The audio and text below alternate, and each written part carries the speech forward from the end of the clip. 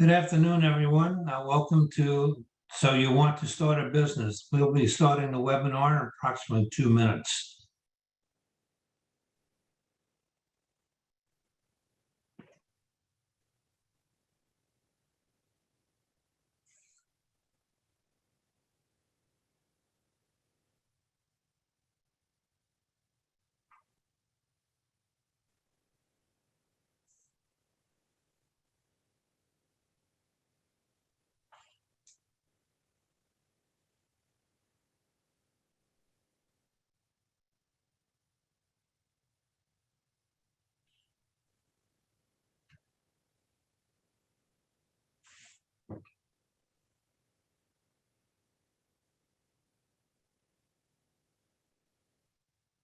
Again, welcome to our webinar. So you want to start a business? We'll be starting the webinar in approximately 1 minute. Thank you.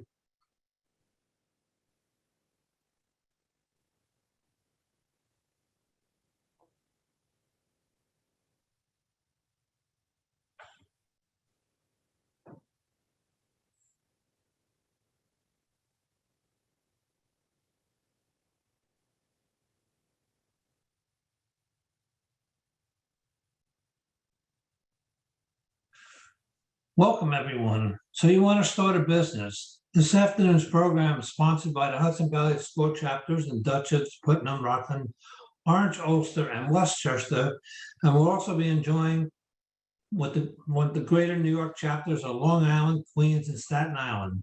Today's presentation is presented by John Amodio. He's the chairman of SCORE-Staten Island.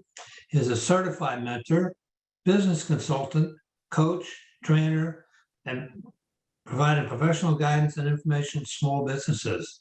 He has almost 60 years of experience in financial services, banking, management, and marketing. He has had his own management consulting firm, assisting chief executive officers and other top management personnel in various industries in the development and implementation of strategic plans. He has been the president and CEO of a community-oriented commercial bank and the president of a corporation that operated well-known restaurants. John started his career with one of the big four public accounting firms and is a CPA. For those who aren't familiar with SCORE, our goal is to foster vibrant small businesses through free mentoring and education. We serve our small business communities by providing confidential business mentoring, webinars and workshops, extensive online educational resources, and we support startups to establish businesses. Volunteer business mentors with wide range of industry experiences and areas of expertise to draw upon over 10,000 mentors on a national basis. The next page will provide you with the phone numbers. Next page, please. Here's a list of the chapters and contact points of information. Again, please reach out to your local chapter for mentoring services or any follow-up discussions from this webinar. Next chart. Just a little bit about this webinar. Everyone will be muted during the presentation. As we go, you can submit text questions and comments using the Q&A button, not chat. Chat has been disabled. We look forward to answering as many questions as possible at the end of the presentation. And the question that always asked, yes, you'll get a copy of the slides as well as the recording of this presentation. Without any further ado, I'm going to turn it over to John. Thank you very much, Bill. Today, we're going to go over some simple steps for starting your business. We're going to cover a number of things. First of all, you've heard a little about SCORE, but I just want to recap it for you again. We're successful and experienced executives acting as volunteers. We do seminars and workshops. We provide free mentoring. Now, with the pandemic, we're not doing any one-on-one, but we do the email mentoring, we do phone, and we do Zoom. What are we going to learn today? I hope we're all going to learn the myths and realities of entrepreneurship, critical success factors, knowing your options, components of business ownership, making it legal, funding and cash management, and business plan basics. This chapter, session 1, Startup Basics, is one of 5 sessions. The other 4 sessions include a little further depth of business concepts, more on marketing, on financial projections, and funding resources. It's too much time for all of us to sit down and go over it at once. It'd probably take half a day, if not more. So the additional 4 chapters are available in 2 ways. Number one, primarily by contacting a mentor at SCORE and asking them to send you a booklet that covers all of these sessions. And 2, which is even better, is arranging for a meeting with a mentor to help you go through these other sessions and help you so that at the end, you will know if you're going to go or no go with your business. I want to go over some myths that exist with and some realities that exist for entrepreneurship. First, all I need is a good idea to be a successful entrepreneur. Well, the good idea is great. You need that to start with, but you need to do some research to make sure that nobody else is using that idea. You need to put in a lot of work in getting this whole thing into play. So the idea is good, but it's not the only thing that you need to do. Secondly, if you go out on your own, you won't have to work so hard or such long hours. I don't know of any small business person that doesn't put in 24/7. There's a lot of work, there's a lot of time that you're putting in. You're wearing many different hats. We'll go over some hats so that you're going to have to wear in a little while, but it is far from being on your own. Third, you'll be able to deduct everything, so you don't have to pay any taxes. Well, Uncle Sam doesn't agree with that. Your income is taxable, and you can deduct your business expenses from that income, and whatever remains after that, you're going to have to pay Uncle Sam.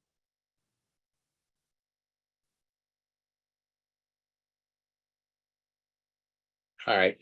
If you work independently, you won't have to report to a boss. Well, you know, the adage is that the customer pays the bill. So you will have many bosses here to deal with. You'll have with the customers, you'll have with any investors you might have to deal with, you'll have with bankers that you need to deal with. You're going to have a lot of bosses that are going to try to push you left, right, and upside down. So it is being independent is not, if that's what you're asking and thinking you're going to be all by yourself, it's not going to happen. Business owners get to do the work they want to do and only what they find interesting. At the beginning, you're going to do everything. You're not going to like everything that you have to do. But as you go along, you will find that you're going to have other people working with you, that you will be able to delegate some work to, and hopefully what remains is the things that you like to do. And the last that I have is, if you choose to be self-employed, you'll be limited in what you can achieve since you'll be working alone. The only limitation you're going to have is what you have between your ears. You could grow, you could do whatever you'd like as long as you work at it and push hard for it. So don't think that you're limited because you're a small business. You could grow. Every big business started out as a small business. One of the things that you need to be aware of is statistics show that after 2 years, small businesses, 24% of the small businesses fail. After 3 years, 38% have failed. And after 5 years, 50% of the businesses fail. But that also means that 50% have succeeded. Now, what do you have? What are the critical success factors that you need to have? In this presentation, you're going to get a copy of the slides, so you can contemplate and think about them more as you go along. But I'm going to go through them so that I make sure we cover all we have to cover within the hour. First, one of the success factors that you need is a good choice of time and location. You need adequate capital. You need the ability to manage and multitask. You need to have education and experience in the field. A strong work ethic, effective time management, and a willingness to ask for input from others. You need to know your options in trying to decide on what type of business, how you should start a business. Let's start with that. There are different ways to start a business. First, you can start a business from scratch.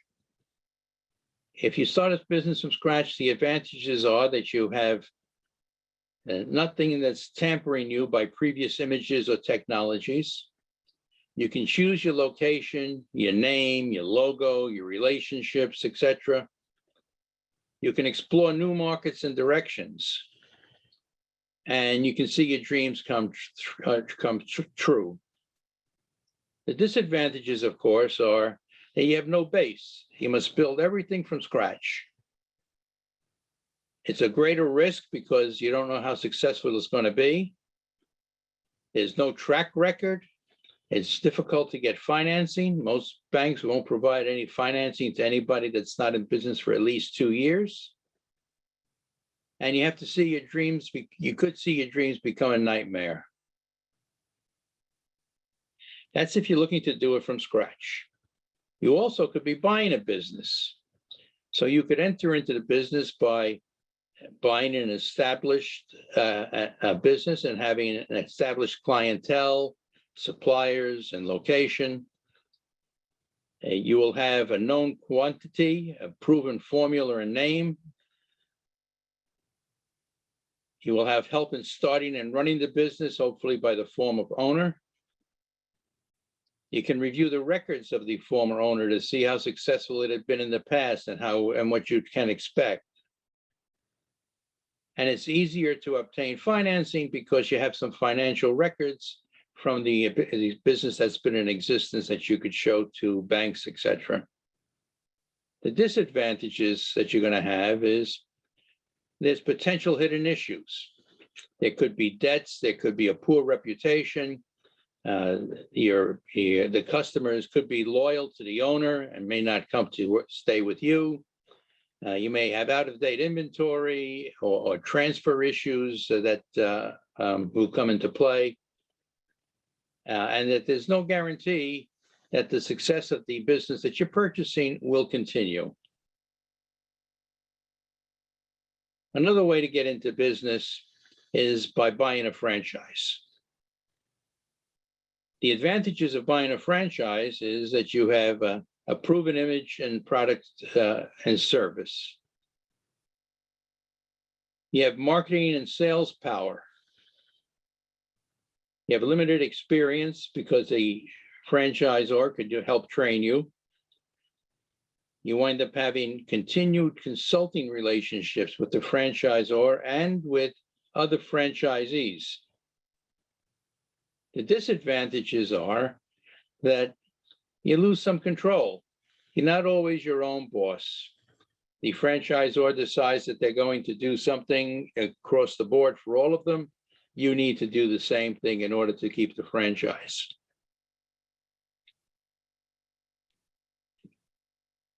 With the franchise, you're going to have to pay some royalty fees and other types of fees.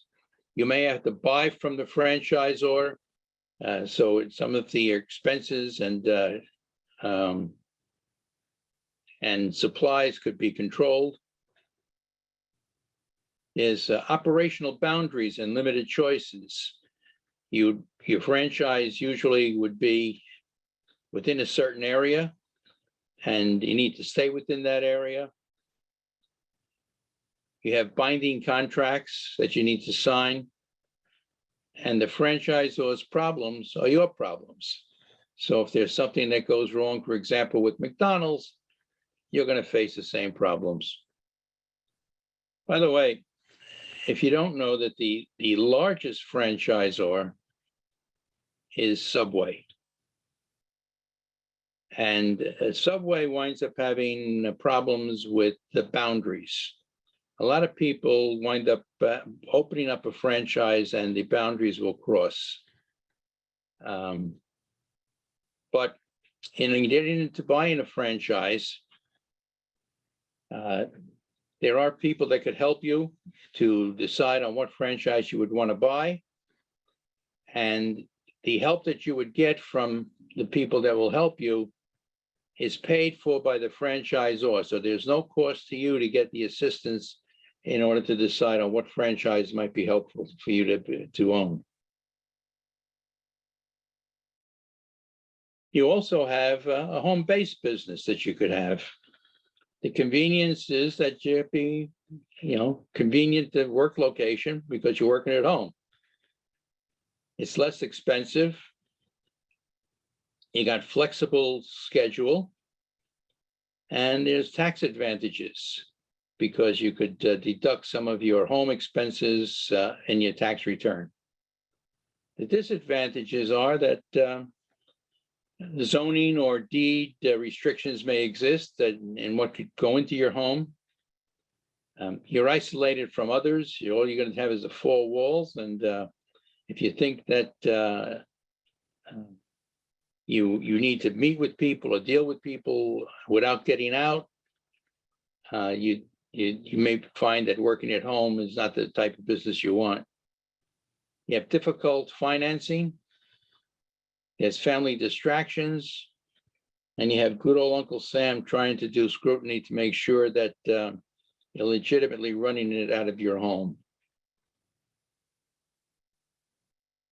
We then wind up having not-for-profit organizations. Now, not-for-profit organizations or nonprofit, that doesn't mean they don't make money. It means that the money is not yours.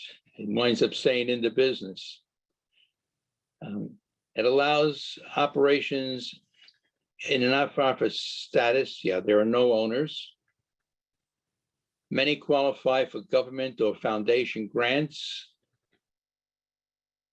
Get protection from liability for directors and employees. You can pay salaries to employees and consulting fees for contractors.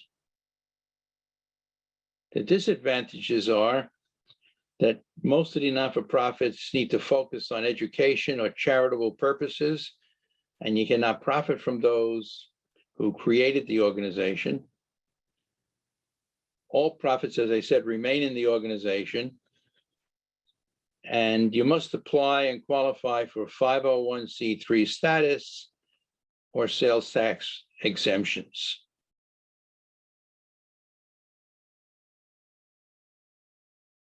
Last way that you have is online business.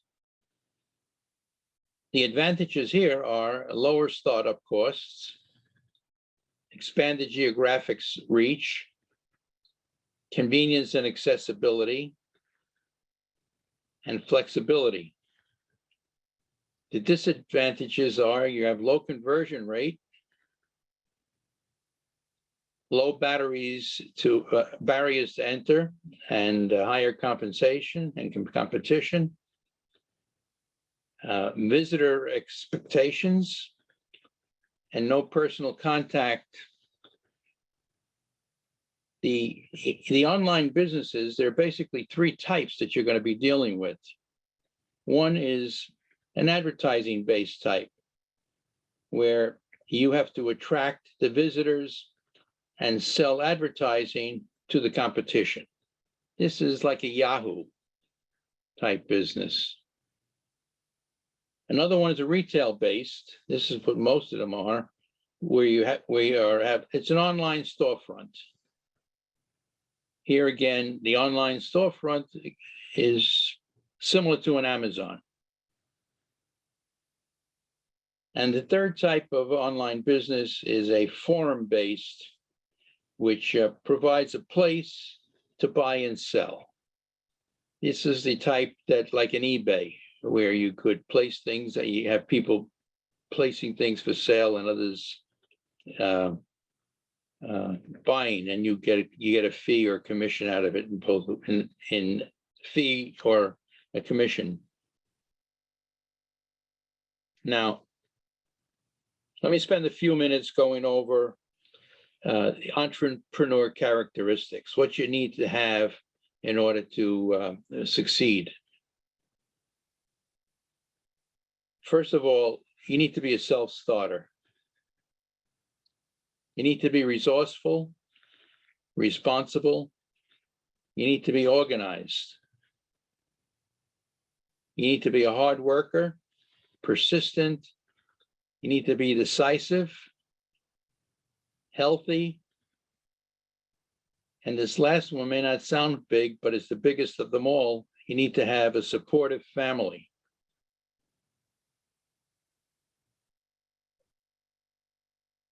Here are the many hats you're going to have to wear. You're going to be the CEO, you're going to be the administrator, you're going to take care of accounting, human resources, marketing, sales, customer service, product and fulfillment, technology, facilities, you name it, you're it. Doesn't show on here. Well, it does, facilities, you have to clean the place. Now, let me talk about how you're going to handle some of these things. One of this that you're going to have. You have marketing, for example. In marketing, you have you have to come up with the strategy you're going to use to create a desired purchase. You need to create your own company image.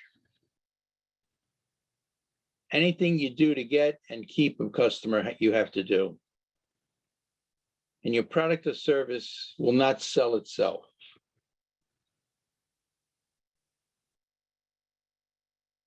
Marketing is essential to bringing in your customers.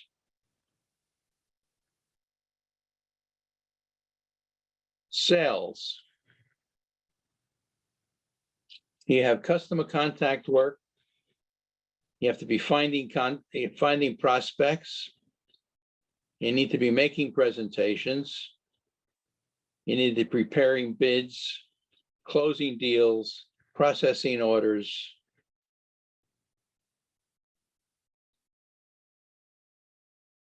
You need to focus on selling. Now, selling focuses on the needs of the seller. Marketing focuses on the needs of the customer, the buyer. Most entrepreneurs resist selling. They say that they're not good at it, they've never done it. I beg to differ. I think that you wind up selling probably every day of the year. You're trying to sell your wife on something, or your children on something, or your boss on something. So you're doing it without really knowing about it. In fact, I'm kind of doing it right now, trying to sell you on SCORE. The products and or services that you would have. you need to know who needs it. Why do they need it? How is it different or better than the competition? You need to, with that, when you decide on what you're going to be trying to, what business you're going to be in and doing, you need to define the offering, the functionality and the packaging, the quality, again, the different differentiation of you from your competition. And then you have your positioning. Location, location, location.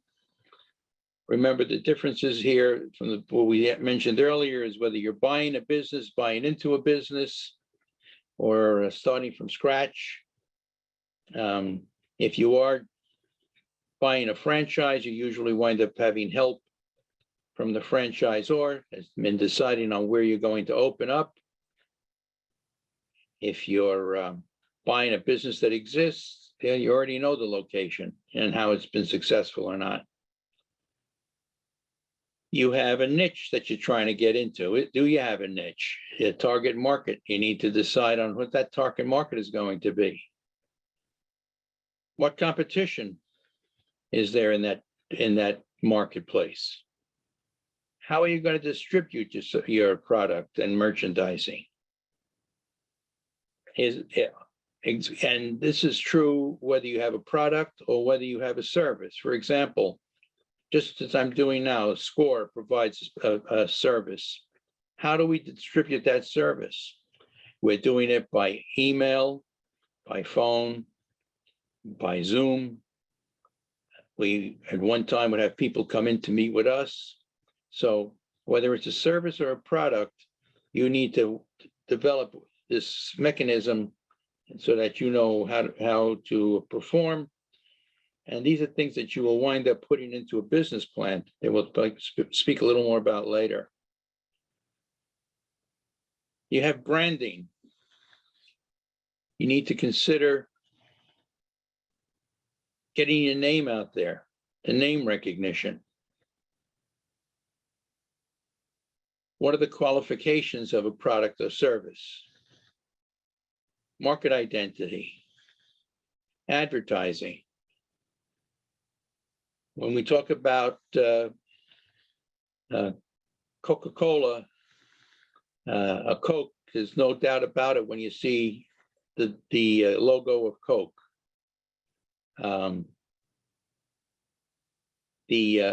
Working on your branding is coming up with a logo that would be helpful to you because you want to use that wherever you are in all of your advertising, marketing, stationery, business cards, and the like. And it's important because you want to know, you have to decide on what you want to be known for. For example, do you want to be known as being high quality? Do you want to be known as the cheapest in the marketplace? Do you want to be known for prompt service? All of this is the reputation you need to build and you want people to know about. You have here the issue of pricing comes up most of the time. And here again, in talking about pricing, you want to know what the consumer's reaction is. You want to know what your costs are in trying to put your product out there. What is your competition charging? How do you compare to your competition? You don't want to have a price war. That doesn't help. And again, you don't want to have your product so cheap that they don't think it has value. And you don't want to have it so high that they have higher expectations than you could actually give them. You have to decide on the credit terms and any discounts that you might want to provide. You're going to have to decide on how you're going to collect things, money, credit cards, and cash, and accounting systems to help you with what you need.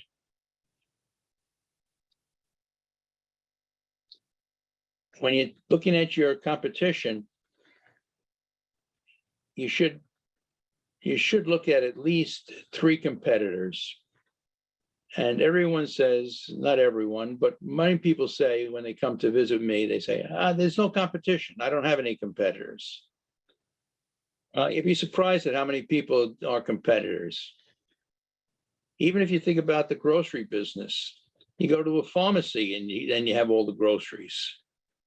So you'd be surprised as to how many people could be your competitors. You have to think about the size of the operation you're going to have and the number of employees you're going to have.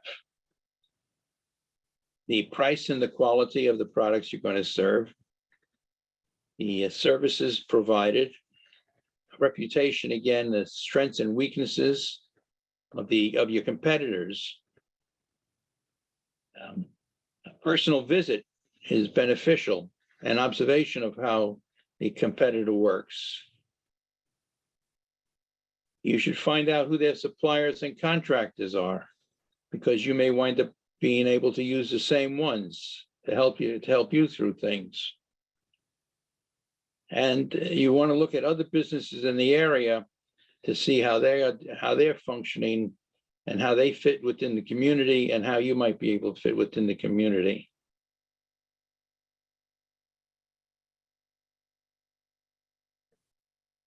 The next thing you have to do is make this whole thing legal.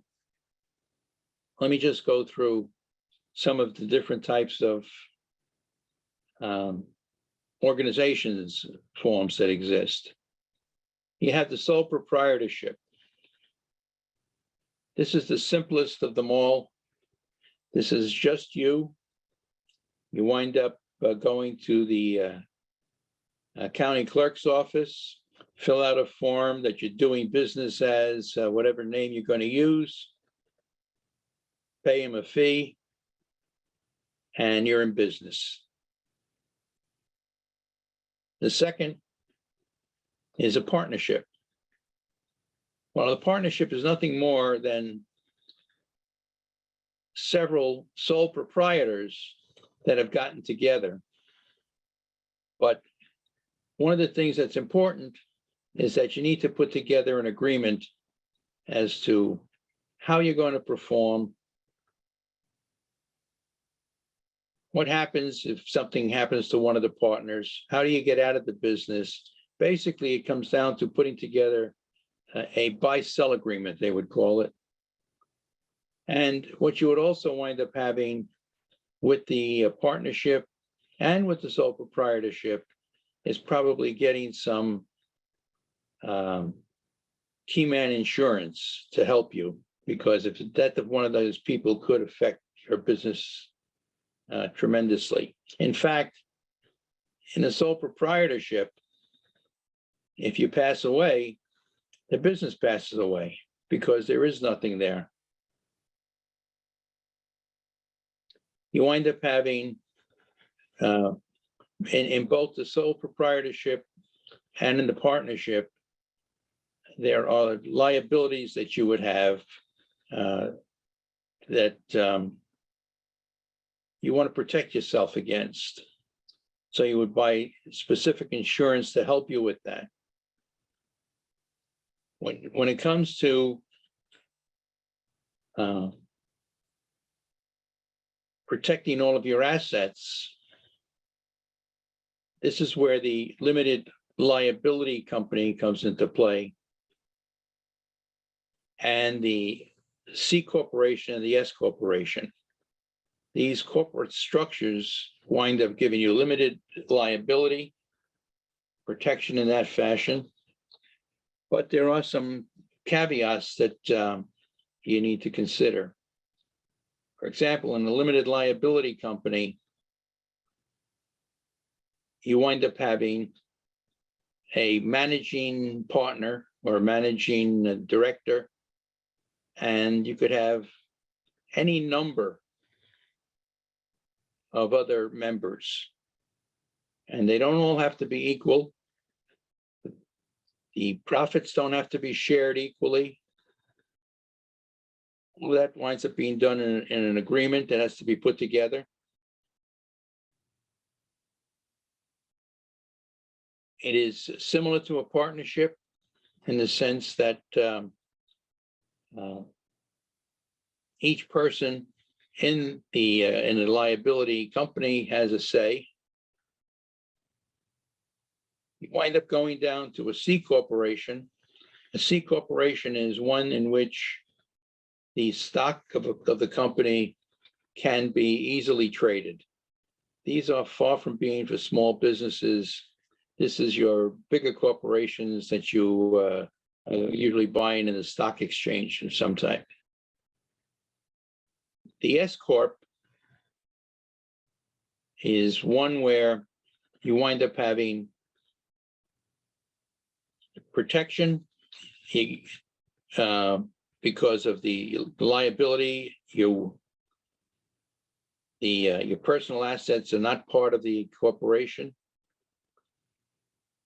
You wind up being taxed as an individual, which is the same as a sole proprietorship or a partnership. You tax as an individual.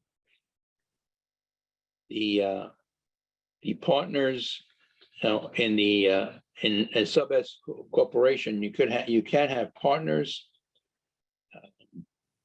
The partners all own a percentage based on their investment. So if some person puts in 50%, they'll own 50%, and the other could be 20 or 10, however it is, and the profits are shared accordingly. In a limited liability company, the profits do not have to be shared based on the percentage of ownership. You could have one person owning 2% and getting 10% of the profits. The limited liability company is much more expensive to get started, but winds up being cheaper to control as you go along. The sub S corporation winds up being relatively cheap to start, but winds up being a little more expensive in taxation because you wind up paying franchise taxes to the state and city that you wouldn't have with the limited liability company.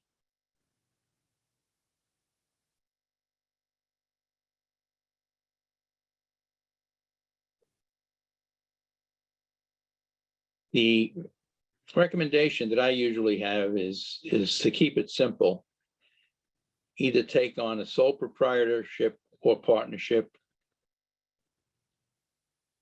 And if the liability and or taxation is a concern, then take on the LLC or a subchapter S corporation.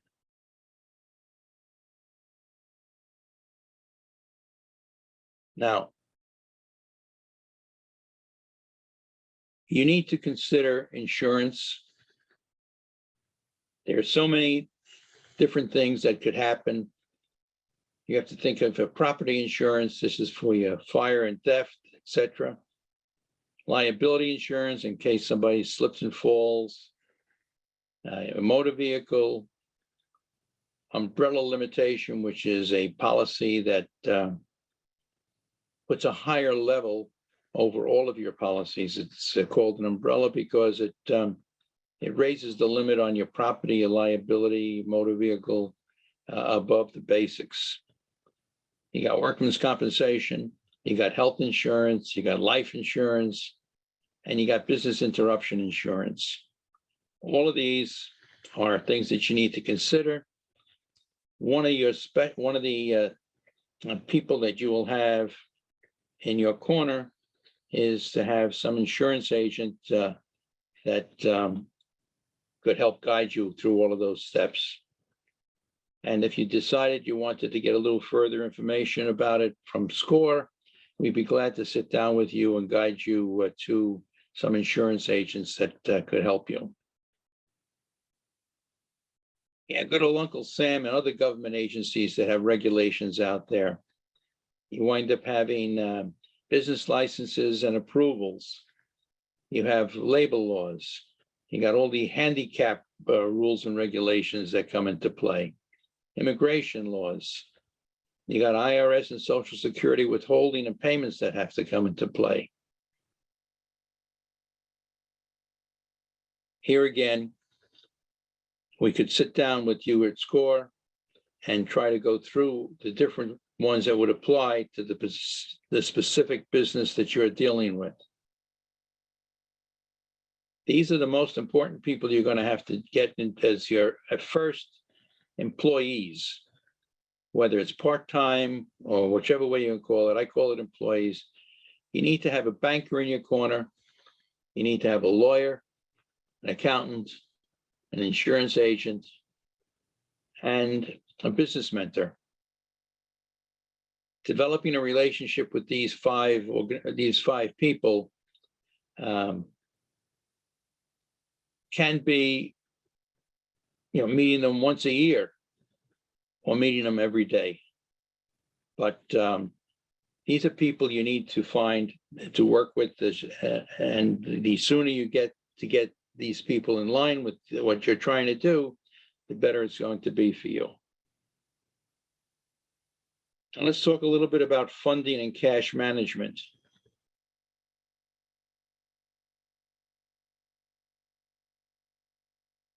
Okay. You shouldn't jump into a business unless you have some type of reserves. You should know what your total monthly cost of living is. You need to know areas where you can cut back so that you could manage. You have to know what your outstanding debt is, the amount that you have in savings, and you should have a total amount needed of about 6 to 12 months of expense, enough to cover 6 to 12 months of expenses. Because when you start out in your business, you're going to have a lot of things, initial costs that you have to come up with and pay, and you're not going to start making a profit on day one. So you need to have some reserves to help carry you through.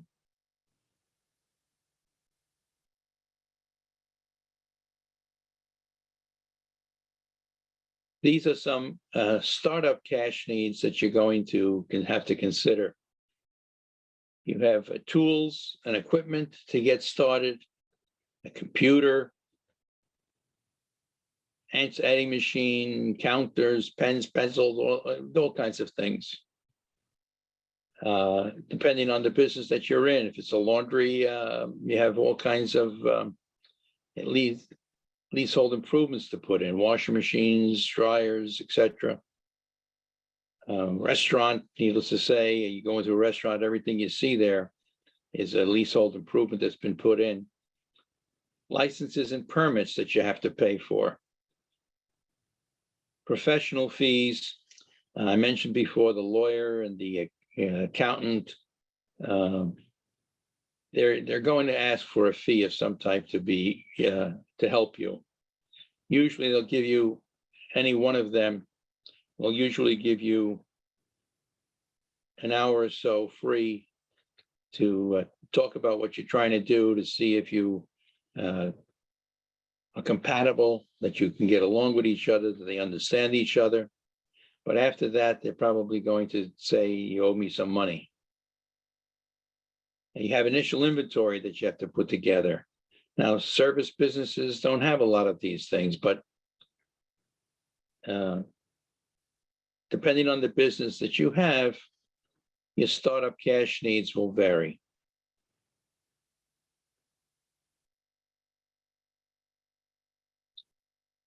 Besides the startup costs that you have to consider, you're going to have your operating costs when the business is actually moving. You're going to need salaries, even for yourself, rent, insurance, taxes and fees, advertising, loan interest, principal, utilities, maintenance costs. Now, where do you get the money to pay for all of this stuff? You wind up getting equity, which signifies ownership. These are your personal savings. You get family and friends that could help. You got partner contributions. This is why people form partnerships sometimes, or besides the need to bring in expertise from more than one. And you have profits that you retain in the business. Besides equity, there's also debt that you could have.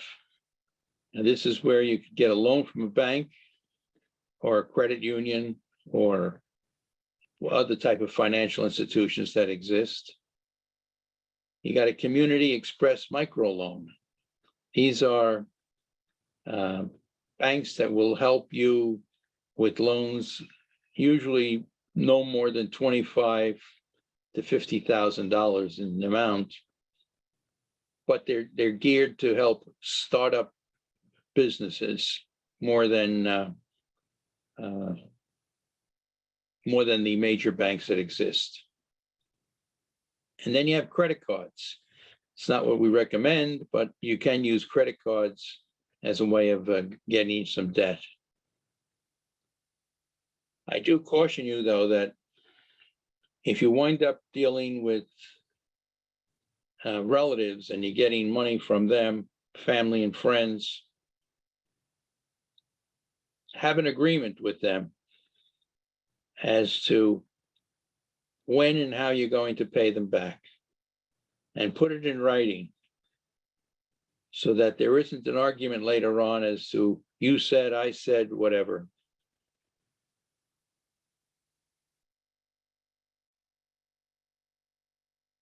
Now, when you do go for a loan, what does a lender look for? The lender looks for your character and your commitment to the business. They're going to do a credit check, do a credit rating on you. They're going to look at your cash flow. They want to know that you have enough money to pay them back from the business or whatever. They want to see what collateral you have, because they're going to take collateral. They want to know that you have industry knowledge. And if you don't have the industry knowledge, that in starting your business, you have somebody in the business with the knowledge that could give you the advice and guidance. They want to know your personal investment. How much are you putting into the business? If you're not putting money into it, they don't want to know you, because if you're not willing to put your money up, why should they? They're going to look at the financial history. They're going to look at your financial history plus the financial history of the business. If it's not a new business, they'll have financial statements to look at from the one that you're buying, or if you're buying a franchise, they'll look at some history of what other franchisees have experienced. They want to know your financial projections. What projections have you got? They'd like at least 1 year, maybe 2 years. And here again, you need to be realistic in your projections. You can't, if you show you're going to show a loss in the first year, that's not so terrible. But you have to try to come up with when you expect your break even will happen. They want to know what your management skills are. If you've never had any management, you've never managed any people, haven't been a supervisor or anything of that nature, that doesn't mean you can't run your business. But they will take all of that into consideration in deciding whether they're going to lend you money or not lend you money. And they're going to take a look at who your competitors are. If you haven't looked at your competitors, they will. Because they want to say, you know, how are you going to compete with the so-and-so who's right next door to you or across the street or three stores down? So when they're asking you for this information, they're actually forcing you to do some of the things that you need to put into a business plan.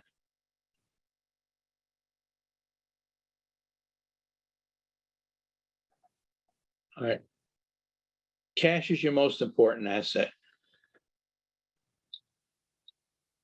you should open up a separate bank account for your business. Don't commingle your money, personal money, with your business money. Deposit all the receipts intact. Use a petty cash fund if you need to. Separate your sales tax receipts on your books so that you're not commingling the sales receipts with your other receipts. And when you have to pay your sales taxes, the money's there to pay. You hang on to cash as long as possible. Reconcile your bank account monthly. You may wind up doing it even more frequently these days because of all the fraud that's taking place. You want to make sure that things aren't happening into your account, both your personal account as well as your business account. You have adequate cash and a reserve fund at the start of the business. This is where I mentioned the amount that you might want to have before you step into the business. And if you don't have enough, you may want to enter your business slowly, part-time. Prepare and maintain a cash forecast for at least 6 months into the future.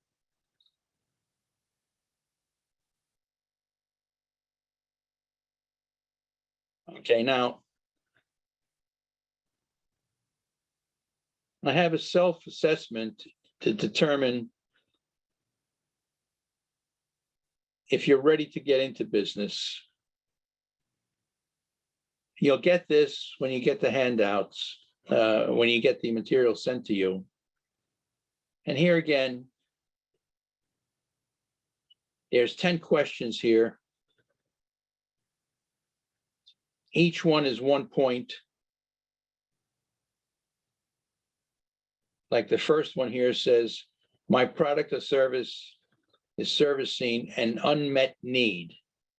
Yes or no?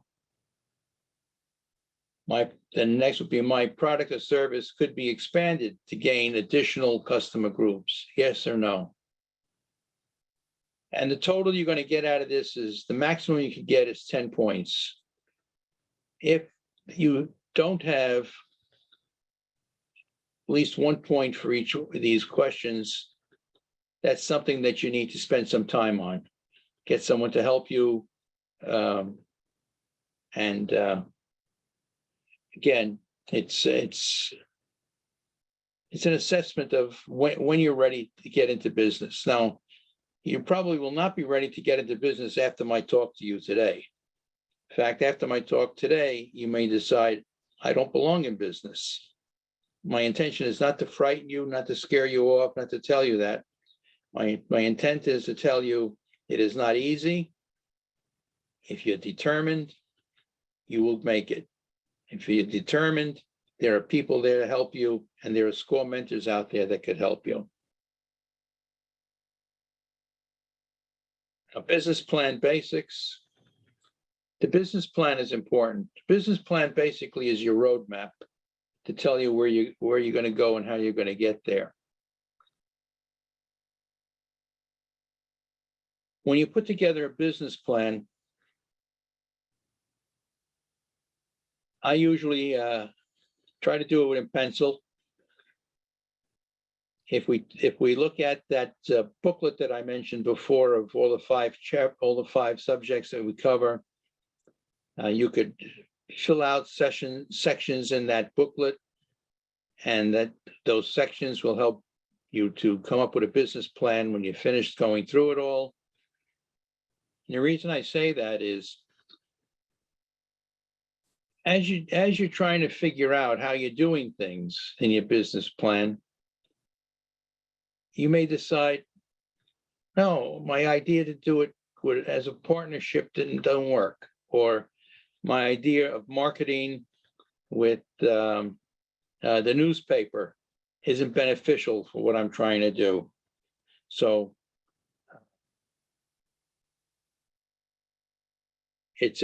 your business plan becomes, again, your roadmap. It is the most important part of this. And it does not have to be something that is put into a book and it's just 20 to 30 pages long. But it should contain, table of contents and an executive summary. And section 1 should be, what is the business? What is the business about? Section 2 is going to be your financial forecasts. And section 3 is going to be your supporting data that you're going to need. This is really a basic, but there's more in the additional chapters that I had mentioned earlier called Simple Steps for Starting Your Business. It's at the bottom of each of these slides. Simple steps for starting your business. Now what?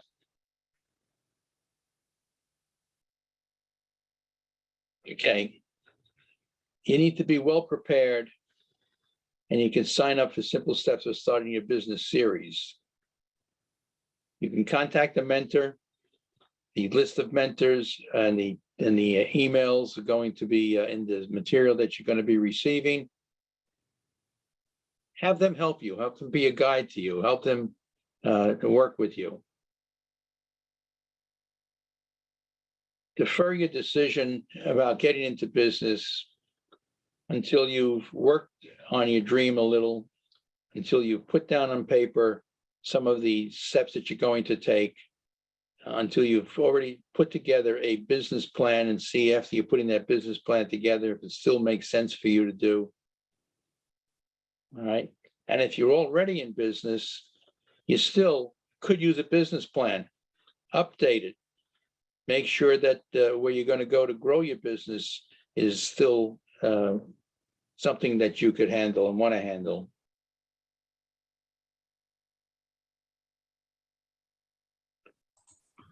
Great, thank you, John. These are the five sections of simple steps. Now, I think we have some questions. Maybe you want to have me answer. Let's see what happens. Yep. Okay. First question, John, does a sole proprietor need insurance? I don't have office space. Does a sole proprietor have to buy something? Does a sole proprietor need insurance? I don't have office space. Yeah, the sole proprietor should have insurance. If you're going to be working out of someplace, whether it's your home or wherever, and you should have some liability insurance for that. You may want to have some insurance to cover you if for some reason your business is interrupted. You may want to have some insurance to protect you in case you become ill and you can't operate. So there are different types of insurance that would be beneficial for you as a sole proprietor. Okay, thank you. Next one, John. I have a business account. Is all the money after expenses mine?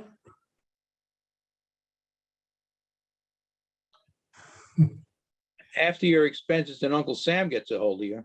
There you go. Okay. I think that was it. Yep, that's it for all the questions we have at the moment, John. Okay. I want to thank you. There's an adage that goes, I can't be out of money because I still have checks. So manage your funds. I would be very happy to help anyone who's interested, as would any of the other SCORE mentors. So don't be afraid, we don't bite. Yeah. So I just want to remind everybody, again, there's a complete list of all the chapters sponsoring this webinar with their contact information. Please feel free to reach out to them to either schedule mentoring sessions or to request your copy of Simple Steps for Starting Your Business workbook that John has been referring to. Again, we appreciate your time and joining us this afternoon. And let me just go one last couple of real quick ones. After filing for articles of organization through departments, do you have to do the same for each country you plan to do business in?